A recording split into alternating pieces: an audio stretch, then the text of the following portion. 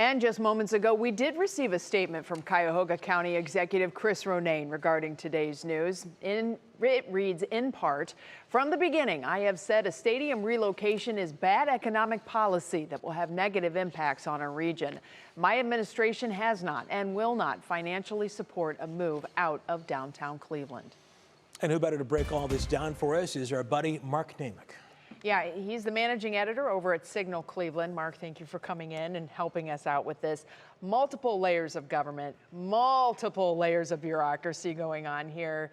Is the infighting over, or are we looking at an even more drawn out argument? It's just getting started. And when we talk about and we hear about the idea of historic deals, I can remember one not too long ago under Mayor Frank Jackson, who was cutting a deal with the Haslams to develop that very lakefront.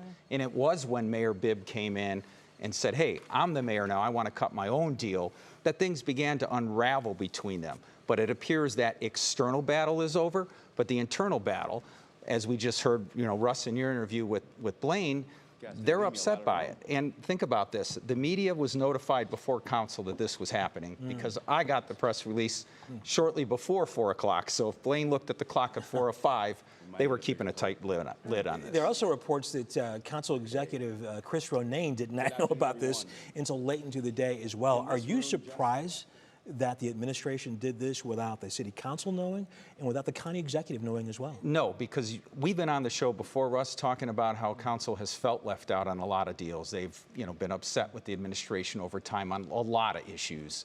And this is one that the mayor is cutting on his own. Remember, out in Brattonall at the Haslam's home, council president wasn't there. Right. Jumping into the deal itself, $100 million deal. These don't just come around every day for a city like Cleveland.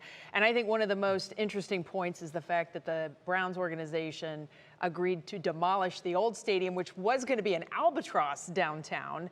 What is your take on the overall structure of this deal? Well, you can say it is good for Cleveland. They're getting some money to tear that down because technically there was nothing there that would force the Browns to pay for that. Right. But that's a way to leverage and get out from under maybe the lawsuit. We are talking $100 million. It would be worth more if that money all came in today because we're only getting about 50-some million of that up front, 30 million to tear down. But here's the real point on the issue of the value. Mayor Bibb's own economic study showed that this stadium is worth $30 million a year. So over 3 years, you're going to eat through that $100 million. And that's a point that many council members are going to make this evening. Very quickly, I want to go back to this issue about the city council taking a look at their legal options here. Does the council have to sign off on this deal? On some parts, but I spoke with Council President Blaine Griffin just before coming on air. They have to, as they told you, get with their lawyers and look at the deal. There are a couple of things they have to deal with, right? Real estate transactions, a contractor to come in and demolish, they have to sign off on contracts. Is there a piece of enabling legislation that says we will accept that money? They don't know yet. They've got to go to their lawyers. All right, Mark Naymik, as always, thank you very much.